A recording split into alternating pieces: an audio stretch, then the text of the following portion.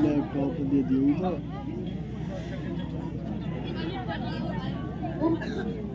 अस्सलामु अलैकुम व रहमतुल्लाहि व बरकातुहू।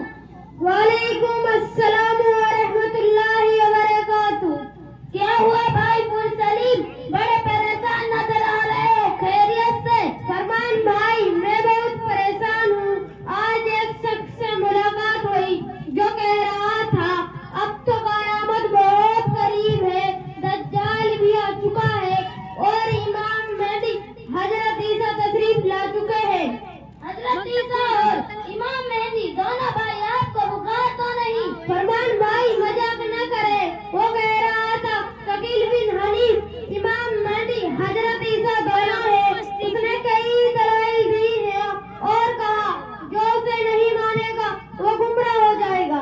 शकील बिन हनीफ, अरे ये तो वही है ना जिसे दिल्ली वालों ने मार भगाया था। फरमान भाई आप संजीदा हो जाए तो मुनासिब होगा, मैं बहुत परेशान हूँ। उसने कहा इब्ने माजा की हदीस है, ला मेहदिया इल्ला ईसा, और दावा किया कि मेहदी और ईसा एक ही है। ये कैसे मुमकिन है? वाह क्या बात है, शकील जैसे लोग अजीबोगरीब बातों से लोगों को गुमराह करते हैं। अरे भाई अब लिखा के आखिर में हाँ लिखी जाती है, अलिफ नहीं। दज्जाल की पेशवानी पर काफ यहाँ रहा लिखा होगा ना के काफी। चलो हम इमाम साहब के पास चलते हैं, वो हमें तमाम बातों का जवाब देंगे।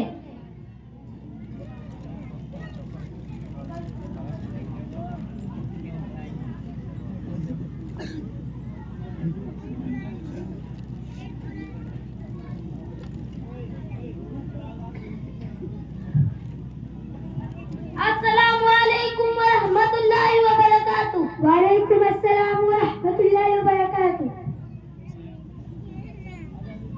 इमाम साहब ये मेरा दोस्त मुरसलीम है, ये शकील बिन हनीफ की एक दाई की बातों से बहुत परेशान है। वो कहता है कि शकील बिन हनीफ हजरत ईसा और इमाम मेहदी है। उसने अहदीस की रोशनी में बहुत सारे दलाइल दिए, उनमें से दज्जाल के बारे में अजीबोगरीब दावे किए हैं। अरे बड़े अच्छे मौके पर आए आप लोग। मेरी फितराई शकीलियत पर एक मजमून तैयार कर रहा था। भाई घबराए नहीं, ये सब गुमराही और झूठ है। बताओ और उसने क्या क्या दिलाई दिए हैं? वो कहता है कि शकील इमाम मेहदी है और वही ईसा भी है। ये कैसे मुमकिन है कि एक ही आदमी इमाम मेहदी भी हो और ईसा भी? मुरसलीम भाई ये हदीस इंतहाई ज़ईफ है और मुहद्दिसीन ने इसे नाकाबिल कबूल करार दिया है। इसके मुकाबले में बहुत सारी रिवायात हैं जिनमें मालूम होता है कि इमाम मेहदी अलग है और हजरत ईसा अलग है, और हदीस में दोनों हजरत के काम भी अलग अलग मजकूर हैं। इमाम मेहदी का काम है दुनिया में अदल और इंसाफ कायम करना और मुसलमानों को मुत्तहिद करना, जबकि हजरत ईसा अलैहिस्सलाम को अल्लाह ताला दज्जाल के कत्ल की जिम्मेदारी अता फरमाएंगे। उसने इब्ने माजा की एक हदीस पढ़ी है, ला मेहदिया इल्ला ईसा, की मेहदी ईसा है। मुरसलीम भाई इमाम मेहदी का नाम तो मोहम्मद होगा, उसका नाम तो शकील है। मैंने भी उससे ये सवाल किया था तो उसने कहा उसका नाम तो मोहम्मद शकील बिन हनीफ है। अरे भाई आपको दुनिया में ऐसे बहुत सारे लोग मिलेंगे जो अपने नाम के आगे मोहम्मद लगाते हैं, कि इससे उनका नाम मोहम्मद हो जाएगा। एक मजे की बात यह है कि तहकीक करने वालों ने उसके सरकारी कागजात देखे तो कहीं भी उसके नाम के आगे मोहम्मद लगा हुआ नहीं है।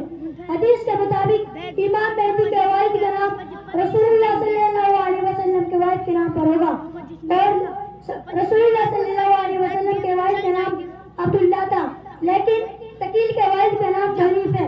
इस बारे में आप क्या कहेंगे? इमाम साहब आपने बिल्कुल दुरुस्त फरमाया कि हदीस में आया है इमाम मेहदी मदीना, इमाम मेहदी के वालिद को नबी करीम सल्लल्लाहु अलैहि वसल्लम के नाम के मुताबिक बताया गया है, मगर वो शख्स कह रहा था हदीस में वालिद से मुराद हकीकी बाप नहीं होता, बल्कि बाज औकात जद्द अमजद यानी खानदान के बड़े बाप दादा की तरफ भी इशारा हो सकता है, और नबी सल्लल्लाहु अलैहि वसल्लम के ज़ात में कोई शख्सियत हो یہ بات درست ہے کہ حضرت ابراہیم السلام کا لقب حنیف تھا، لیکن چند باتیں ذہن میں رکھنی چاہیے۔ حدیث میں واحد کا ذکر کیا گیا ہے اور کسی بھی محدث نے اس سے مراد جنگ نہیں لیا۔ تمام محدثین کے مطابق یہاں وارث سے مراد حقیقی والد ہے۔ حدیث میں حضرت ابراہیم کا لقب حنیف تھا، لیکن حدیث میں لقب کا ذکر نہیں بلکہ نام کا ذکر کیا گیا ہے۔ رسول اللہ صلی اللہ علیہ وسلم نے ارشاد فرمایا اسم ابی، یعنی امام مہدی کے والد کا نام رسول اللہ صلی اللہ علیہ وسلم کے والد کے نام کا جیسا ہوگا، اور نبی کریم صلی اللہ علیہ وسلم کے والد کا نام عبداللہ تھا، نہ کہ حنیف۔